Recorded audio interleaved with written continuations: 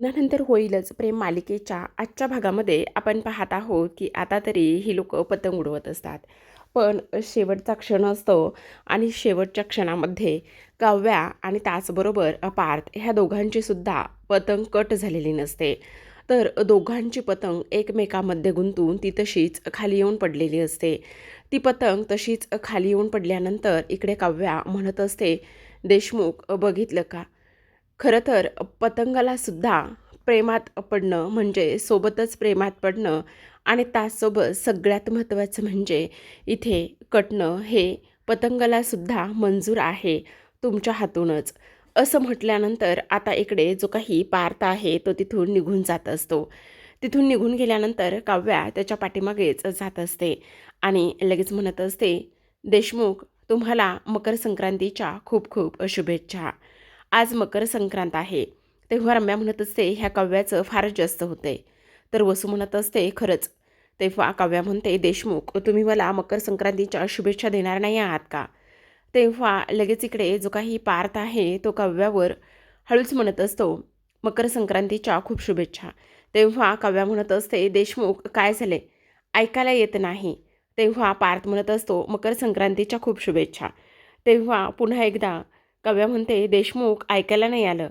त्यावर लगेचच आता पार्थ इकडे म्हणत असतो, म्हणजे जोरातच ओरडतो, काव्या तुम्हाला मकर संक्रांतीच्या खूप खूप शुभेच्छा. असं म्हणून तो आता जोरातच ओरडतो. असं म्हणून जोरात ओरडल्यानंतर आता मात्र इकडे काव्याला आनंद झालेला असतो आणि ती त्याला थँक्यू म्हणते आणि थँक्यू म्हटल्याबरोबर लगेच आता इकडे जो काही आपला पार्थ आहे तो तिथून जायला लागतो. तर काव्या लगेच आता त्याच्या तोंडामध्ये तिळाचा जो काही लाडू आहे तो तिळाचा लाडू भरवते आणि तिळाचा लाडू भरल्यानंतर इकडे मानिनी फारच हसायला लागलेली असते. दुसऱ्या बाजूला आपण पाहतो की इकडे आता नंदिनी त्याचसोबत इकडे जीवा दोघेही जण लाडू बनवत असतात. नंदिनीने त्या तिळाच्या लाडवामध्ये डायरेक्टच हात घातलेला असतो. तिळाच्या लाडवामध्ये डायरेक्टच हात घातल्यानंतर तिच्या हाताला चटका बसतो. तेव्हा जीवा म्हणत असतो, अगं नंदिनी वेडी आहेस का, असा तिळाच्या लाडवामध्ये डायरेक्टच हात घालायचा नाही, भाजलं ना. हे बघ मी हे तूप कशासाठी आणलेलं आहे, मी शिकवतो तुला कसं करायचं. तर हे तूप थोडंसं हाताला लावायचं आणि हाताला लावल्यानंतर मग ते मिश्रण जे आहे ना ते थोडं थोडं घेऊन हातावर घ्यायचं आणि मग त्याचा लाडू बनवायचा. तेव्हा नंदिनी म्हणत असते, हे सगळं मला येत नाही, जमत नाही. तेव्हा जीवा म्हणत असतो, अगं त्याच्यासाठीच तर मी आहे ना, त्याकरिताच तर माझा जन्म झालेला आहे, तुला सगळं काही शिकवण्यासाठी. तेव्हा नंदिनी त्याच्याकडे पाहतच असते आणि हसत असते. आता जीवा म्हणत असतो, हे बघ असं मिश्रण हातामध्ये घ्यायचं. हातामध्ये घेतल्यानंतर एक गोष्ट लक्षात ठेवायची की दोन्ही हाताला थोडं थोडं तूप लावायचं आणि तूप लावल्यानंतरच मगच हलक्या हाताने ह्या लाडवाला गोल गोल गोल गोल असा आकार द्यायचा. तेव्हा नंदिनी त्याच्याकडे पाहतच असते. नंदिनीला काही फार जमत नाही, त्यामुळे जीवा तिचा हात हातात घेतो आणि एका हाताने तिच्या हातावर हात ठेवून तो लाडू वळत असतो. तेव्हा नंदिनी पाहतच असते. आता इकडे गाणं दाखवलेलं आहे. जीवा नंदिनीकडे पाहतो आणि ऑलमोस्ट तो जो काही लाडू आहे तो फायनली इथे बनलेला असतो आणि तेव्हा नंदिनीला फारच आनंद झालेला असतो की आता इकडे हा लाडू व्यवस्थित आणि त्याचसोबत परफेक्ट असा बनलेला आहे. तेव्हा जीवा तो लाडू नंदिनीला दाखवतो आणि नंदिनीला दाखवल्यानंतर ती म्हणत असते, खरंच जीवा परफेक्ट असा लाडू बनलेला आहे. तेव्हा जीवा म्हणत असतो, आपण दोघांनी मिळून बनवलं, आपण दोघांनी मिळून काही गोष्टी केल्या तर ते परफेक्ट होणारच ना, नाही असं कसं नाही होणार, असं सुद्धा तो आता इथे बोलू लागत असतो. जोडीनं केलं ना तर हळूहळू सगळं जमतं. तेव्हा नंदिनी म्हणत असते, सगळं जमतं म्हणजे?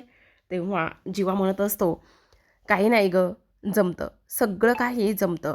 तेव्हा नंदिनी तो बोलत असताना त्याच्याकडे पाहतेच आणि जीवा तिला तिळगुळाचा लाडू भरवतो. जीवाने तिळगुळाचा लाडू भरल्यानंतर आपण पाहतो की इकडे आता लगेचच जी काही नंदिनी आहे ती नंदिनी मात्र हसायला लागलेली असते. नंदिनी हसायला लागल्यानंतर इकडे जीवाने शुभेच्छासुद्धा दिलेल्या असतात आणि जीवाने शुभेच्छा दिल्यानंतर आपण पाहतो दुसऱ्या बाजूला मात्र इकडे रम्याची फारच वाट लागलेली असते. ती खूप जास्त चिडचिड करत असते आणि खूपच जास्त चिडचिड करत असताना आता आपण पाहतो की इकडे ती म्हणत असते, ह्या काव्याला तर काय करावं आणि काय नाही ह्याच गोष्टी मला इथे समजत नाहीत. ह्या काव्याला तर मी अजिबात सोडणार नाही, तिला मी अजिबात माफ करणार नाही, असं सुद्धा ती इथे बोलू लागते. आता हे सगळं काही ती इथे बोलत असताना आपण पाहतो की इकडे दुसऱ्या बाजूला ऑफिसमधून फोन आलेला असतो. ऑफिसमधून फोन आल्यानंतर इकडे रम्या म्हणत असते, आता ह्याचं काय आहे. तेव्हा वसू म्हणते, ऐक ना, फोन स्पीकरवरती टाक. तेव्हा रम्या फोन स्पीकरवरती टाकते. आता रम्याने फोन स्पीकरवरती टाकल्यानंतर इकडे लगेचच तिकडून तो मुलगा म्हणत असतो, मी केव्हापासून इकडे पार्थ सरांचा फोन ट्राय करतो. विक्रम सरसुद्धा त्यांचा फोन ट्राय करत आहेत, पण त्यांचा फोन मात्र लागतच नाही, ते रिसीव करत नाही आहेत. तेव्हा रम्या म्हणत असते, काय झालेलं आहे. त्याचं काय झालेलं आहे ना, इकडे टॉप 20 आर्किटेक्टमध्ये आपल्या पार्थ सरांचं नाव आलेलं आहे आणि अवॉर्डसाठी नॉमिनेशन अवॉर्डसाठी त्यांना नक्कीच अवॉर्ड मिळेल हे सांगण्यासाठी मी त्यांना कॉल करत होतो. बरोबर, ठीक आहे चल, मी सांगेल पार्थला, असं म्हणून ती फोन ठेवत असते. तेव्हा इकडे आता लगेचच रम्या म्हणत असते, आई तू बघितलंस ना आता सगळं काही व्यवस्थित होणार आहे, म्हणजे फायनली पार्थला इथे अवॉर्ड मिळणार आहे. आई तुला एक गोष्ट सांगू का, जेव्हा तो अवॉर्ड घेण्यासाठी जाईल तेव्हा तो माझं नाव घेईल का गं. अगं हो गं, तो तुझं नाव नक्कीच घेईल. आणि का नाही घेणार आहे तुझं नाव, कारण तुला एक गोष्ट सांगू का रम्या, हे बघ पार्थ ना खूप जास्त प्रेमळ आहे, समंजस आहे, मायाळसुद्धा तो तेवढाच आहे.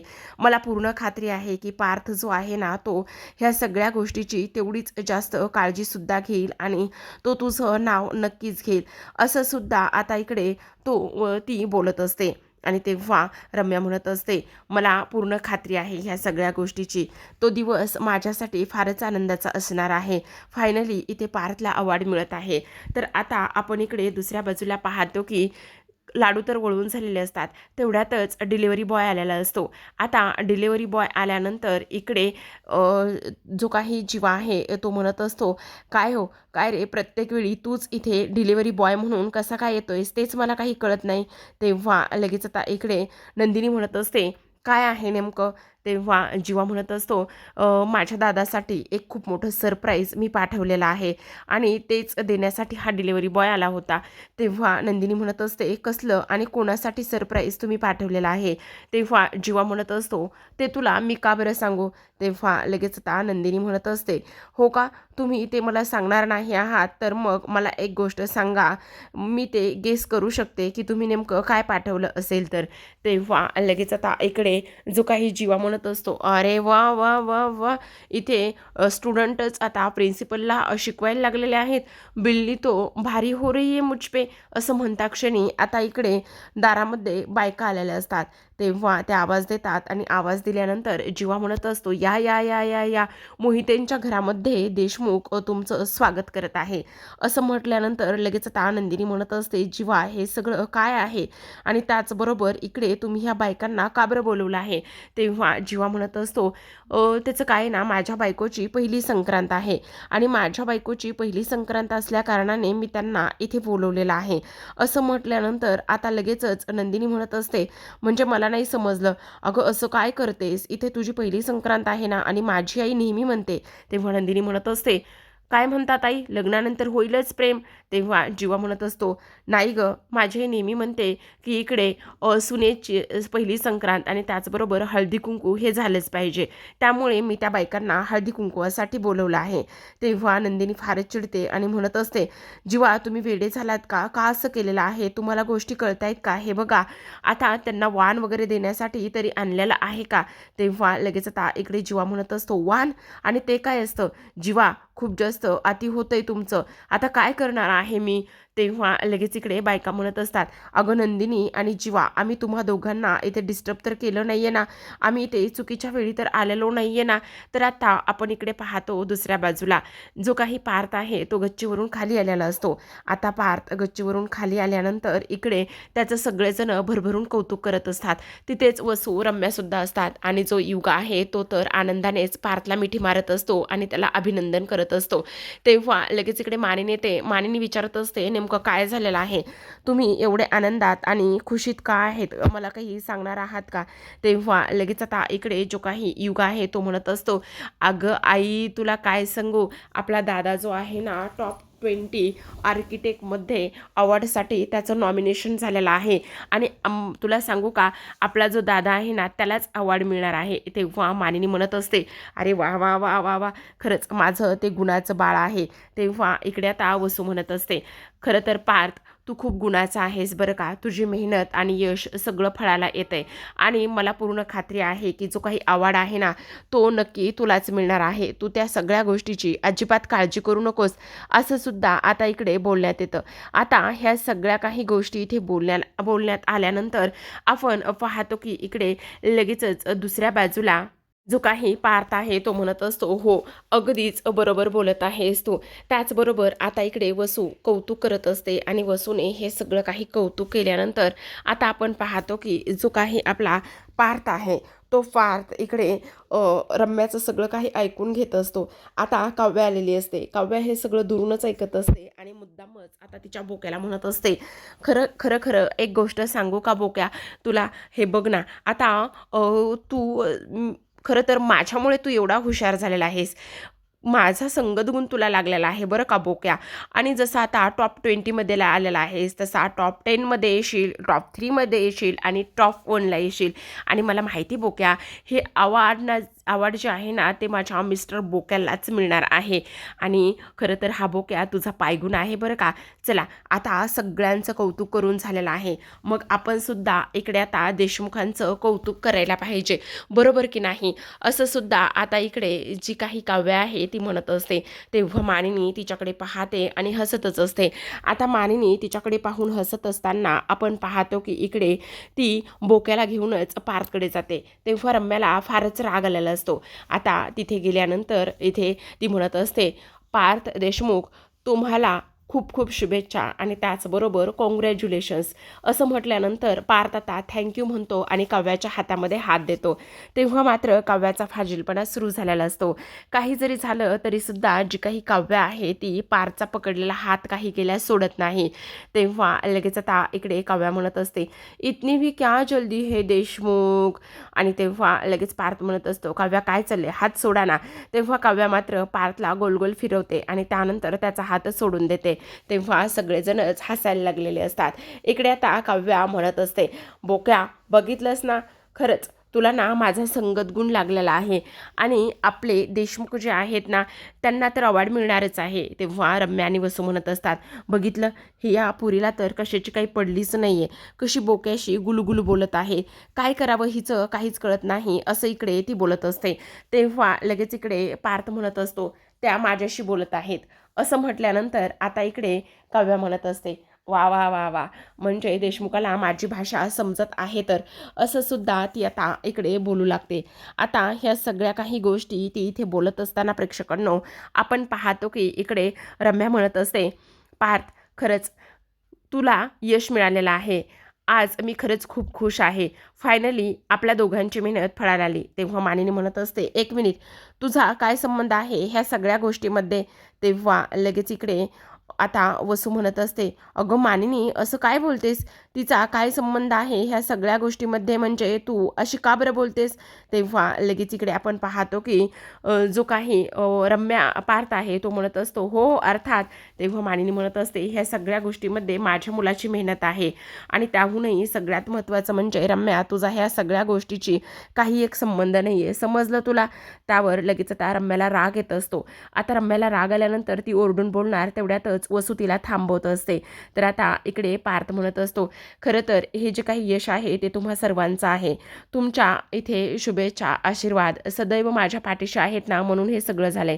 तेवढ्यातच एक डिलिव्हरी बॉय येतो आणि जीवाने पाठवले पाठवलेलं पार्सल दिलेलं असतं. तेव्हा जेव्हा इथे पार्थ म्हणत असतो, हे जे काही आहे ना ते इकडे आपल्या जीवाने पाठवलेलं आहे.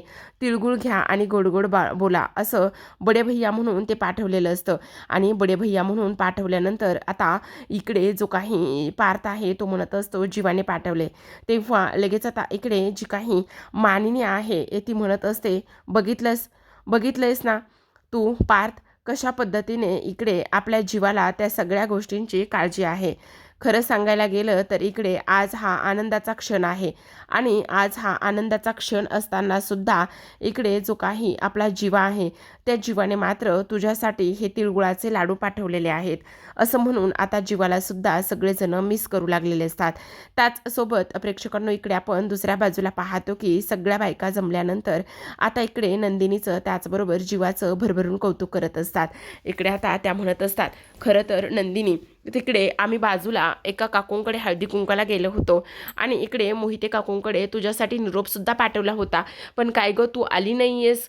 आणि तेव्हा नंदिनी म्हणत असते, नाही आले, पण काय गं बाई हे जे लाडू आहेत ना तिळाचे ते फारच छान बनलेले आहेत, आवडले बरं का आम्हाला, असं सुद्धा आता इकडे ते बोलत असतात.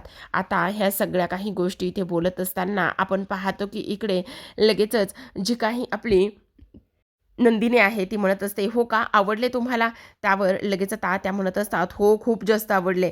आणि तेव्हा नंदिनी म्हणत असते, हो हे जे काही आहेत ना ते सगळे लाडू वगैरे हे सगळं सगळं काही जीवाने बनवलेलं आहे असं म्हणता क्षणी आता इकडे जीवाचं कौतुक होत असतं. तेव्हा आलेल्या बायका कौतुक करत असताना म्हणत असतात, नंदिनी तुला एक गोष्ट सांगू का बाई, हे बघ काही जरी झालं ना तरी सुद्धा ह्या नवऱ्याला अजिबात सोडू नकोस. जीवासारखा नवरा इथे नशिबानेच मिळतो. आणि तुला एक गोष्ट सांगू का, आज असा नवरा मिळणं कुठे लिहिलंय ग, जो बायकोसाठी तिळाचे लाडू बनवतो, ह्या सगळ्या गोष्टी करतो, मला सांग ना. असं म्हटल्यानंतर नंदिनी मात्र आता इकडे पाहतच असते, ऐकत असते, बोलत असते. तेव्हा जीवा म्हणत असतो, हो हो तुम्ही माझं अजिबात एवढं कौतुक करू नका. तेव्हा बायका म्हणत असतात, बरं आम्ही ज्या कामासाठी आलेलो आहे ना ते काम होणार आहे का नाही, चला देवया मला हळदी कुंकू आणि वाण दे. खरं तर त्या काकूंकडे वाण खूपच सुंदर होतं. नंदिनी तू काय आणलेलं आहेस ग वाण. तेवढ्यातच जीवा म्हणत असतो, मी काय म्हणतो, मी तुम्हा सर्वांसाठी मस्त इंदोरी पोहे बनवू का गरमागरम. तेव्हा नंदिनी म्हणत असते, हो चालेल ना, तुम्ही बनवा यांच्याकरिता मस्त इंदोरी पोहे. जीवा निघून जातो तेव्हा नंदिनी विचार करते, काय करायचं आता मला काहीच कळत नाहीये. आईने काय इथे आणून ठेवलं असेल का नसेल त्यासुद्धा इथे गोष्टी मला कळत नाही येतं. ह्या जीवाला पण ना काय बोलावं, आता ह्या बायकांना मी काय वाण देऊ तेच मला कळत नाही. असं म्हणून नंदिनी त्या सर्वांना म्हणत असते, तुम्ही करा एन्जॉय, मी आलेच. असं म्हणून नंदिनी आता आतमध्ये निघून जाते. तर आता इकडे जो जीवा आहे तो सगळ्या बायकांबरोबर गप्पा मारत बसलेला असतो. नंदिनी किचनमध्ये जाते आणि आईला फोन करत असते. ती विचार करते, आईकडे नक्कीच ब्लाऊज पीस वगैरे काहीतरी असू शकतं ना, मग मला तेच वाण देता येईल. असं म्हणून ती 2-3 वेळा कॉल करत असते, पण फोन काही लागत नाही. फोन हा बंदच येत असतो. आता खूपच मोठ्या विचारात पडलेली असते. तिचं मन मात्र तिला खात असतं की मी आता नक्की वाण काय देणार आहे. तेवढ्यातच कुकर असतं आणि त्या कुकरवर लिहिलेलं असतं, चकाचक बाई तू कुकर मी शिट्टी आहे ग. जेव्हा जेव्हा तुझ्यावर टेन्शनचं प्रेशर येईल तेव्हा तेव्हा मी शिट्टी वर करून तुझं टेन्शन फ्री करेल. आणि तुझ्या मागच्या कपाटाच्या त्या दरवाजाला तू एकदा बघ, तुझ्या प्रश्नाचं उत्तर आणि तुला जे काही टेन्शन आलेलं आहे त्या सगळ्या गोष्टीचं उत्तर तिथेच मिळणार आहे असं लिहिलेलं असतं. आणि तेव्हा नंदिनी म्हणत असते, म्हणजे हे सगळं जीवाने केलेलं आहे. माझ्या बाजूचं कपाट म्हणजे काय.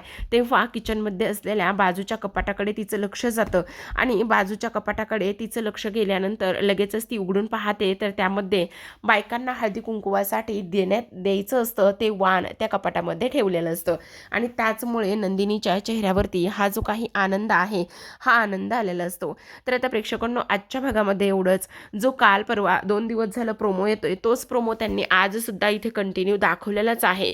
त्यामुळे आपण डिटेलमध्ये जाणून घेऊयात. कारण आता इकडे रम्या जी आहे ती अवॉर्डसाठी स्वप्न पाहत असते की तिला पार्थसोबत अवॉर्ड अवॉर्ड मिळावं आणि पार्थने तिचं स्टेजवर जात असताना नाव घ्यावं, ह्या सगळ्या गोष्टी तिला इथे ती इमॅजिन करत असते. आणि त्यामुळे रम्याला काव्याचा फार राग येत असतो, कारण काव्या जी आहे ना ती बोक्यामुळे पारच्या जवळ जाण्याचा प्रयत्न करते हे तिला दिसत असतं. आणि त्याचमुळे ह्या काव्याला काही जरी झालं तरीसुद्धा पार्थपासून वेगळं केलं पाहिजे आणि मी त्या दोघांना एकत्र येऊच देणार नाही असा तिचा प्रयत्न असतो. त्यामुळेच इकडे जो काही बोका आहे तो ती रम्या बोका घेते आणि त्या बोक्याचा पूर्ण विध्वंस किंवा डिस्ट्रॉय करण्याचा प्रयत्न करते. जेव्हा काव्या तिचा तो बोका घरभर शोधत असते तेव्हा मात्र तिला सापडत नाही. आता तिथे मानिनी त्याचबरोबर पार्थ दोघे सुद्धा आलेले असतात. वरून कापूस पडतो आणि तेव्हा लगेच आता मानिनी म्हणत असते, हा कसला कापूस आहे, कारण पूर्ण बोक्याचा कापूस इथे घरभर पसरलेला असतो. आता तिघांची नजर वरती जाते. रम्या हसत असते, तिच्या हातामध्ये कात्री असते. आता मात्र पार्थला फारच राग आलेला असतो. काव्या तर अगदीच चिडलेली असते. तिच्या नावाने ती जोरातच रम्या म्हणून ओरडत असते, तर रम्या मात्र इकडे खुनशी हसत असते आणि तिला वसूची साथ असते. तर आता प्रेक्षकांनो, इकडे जो काही पार्थ आहे तो रम्या आणि त्याचबरोबर वसूची कशी खेचेल आणि काव्या त्या दोघींना अद्दल म्हणून काय धडा देईल किंवा काय शिक्षा देईल हे पाहणं इंटरेस्टिंग असतं. तर पाहत राहा लग्नानंतर होईलच प्रेम. भेटूयात उद्याच्या भागामध्ये. तोपर्यंत धन्यवाद.